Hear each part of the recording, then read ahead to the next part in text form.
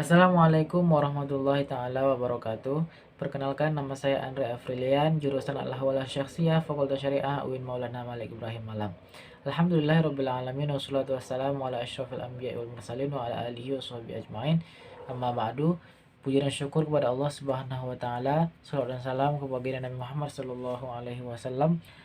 Baiklah, pada kesempatan kali ini saya akan menjelaskan beberapa materi mengenai mata kuliah entrepreneurship, yaitu tentang administrasi dan keuangan usaha. Jadi dalam materi ini dan dalam pembahasan ini saya akan menjelaskan beberapa sebab, yaitu mengenai ruang lingkup manajemen keuangan, kemudian administrasi dan pembukuan, pencatatan transaksi keuangan dan pelaporan, penganggaran atau budgeting, kemudian perpajakan di Indonesia. Kemudian yang terakhir yaitu mengenai manajemen risiko. Adapun penjelasannya sebagai berikut. Baiklah, yang pertama yaitu mengenai manajemen keuangan. Pengertian dari manajemen keuangan. Pengertian dari manajemen keuangan ini dalam arti sempit adalah tata pembukuan, sedangkan dalam arti luas adalah pengurusan dan pertanggungjawaban dalam menggunakan keuangan baik pemerintah pusat maupun daerah. Kegiatan ini dapat dilakukan dari perencanaan perorganisasian, pelaksanaan sampai pengawasan. Dalam manajemen keuangan di sekolah tersebut dimulai dengan perencanaan anggaran sampai dengan pengawasan dan pertanggungjawaban keuangan. Jadi intinya pengertian dari manajemen keuangan ini adalah itu bagaimana cara dalam tata pembukuan, kemudian cara pengurusan dan pertanggungjawaban keuangan suatu lembaga atau yang kita tangani sendiri. Kemudian yang kedua adalah tujuan manajemen keuangan. Jadi tentunya manajemen keuangan sendiri mempunyai tujuan. Yang pertama yaitu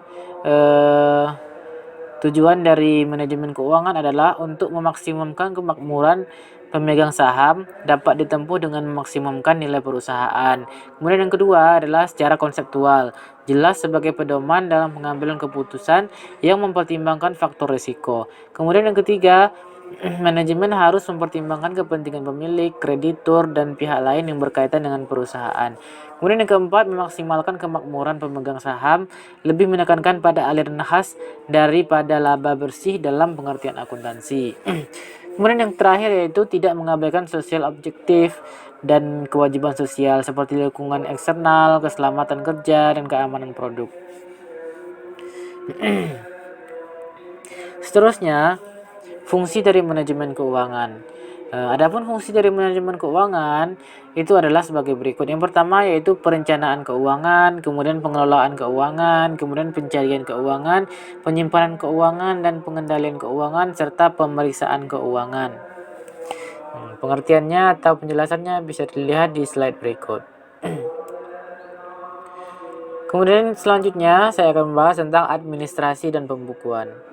Dalam subbab ini saya akan membahas tentang pencatatan transaksi keuangan dan pelaporan.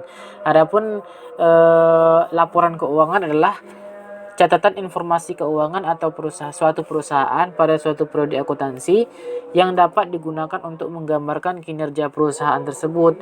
Laporan keuangan adalah bagian dari proses pelaporan keuangan pelaporan keuangan. Laporan keuangan yang lengkap biasanya meliputi neraca, laporan perubahan ekuitas, kemudian laporan laba rugi, laporan perusahaan posisi keuangan, kemudian catatan dan laporan lain, serta materi penjelasan yang merupakan bagian integral dari laporan keuangan tersebut. Jadi bisa dipahami dari sini bahwasanya pencatatan transaksi itu adalah proses yang sangat penting dalam manajemen keuangan, karena di sini kita bisa melihat pemasukan dan pengeluaran dari keuangan suatu lembaga tersebut.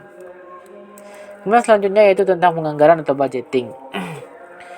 Istilah ini digunakan untuk melukiskan tindakan perencanaan pembelanjaan ke pengeluaran modal seperti untuk pembelian equipment atau memperkenalkan produk baru dan lain sebagainya.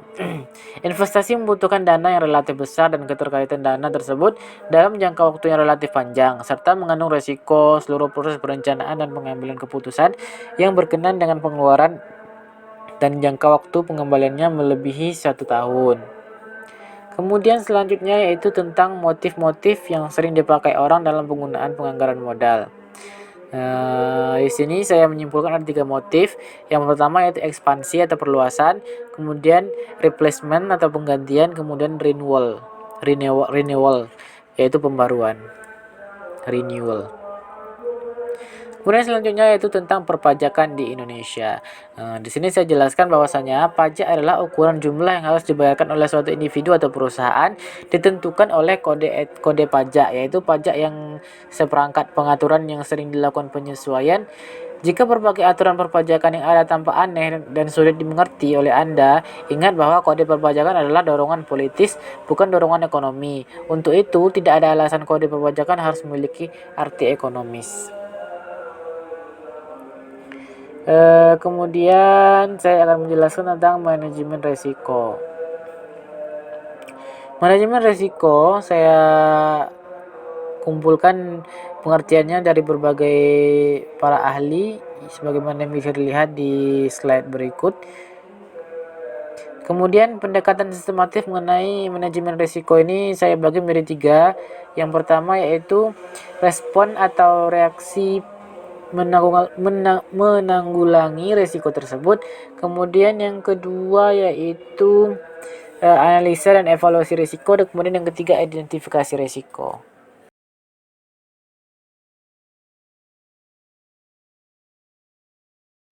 Baiklah, saya rasa cukup sekian yang dapat saya sampaikan mengenai administrasi dan keuangan usaha. Adapun kalau seandainya ada kesalahan dalam penyampaian, mohon dimaafkan. Wassalamualaikum warahmatullahi wabarakatuh.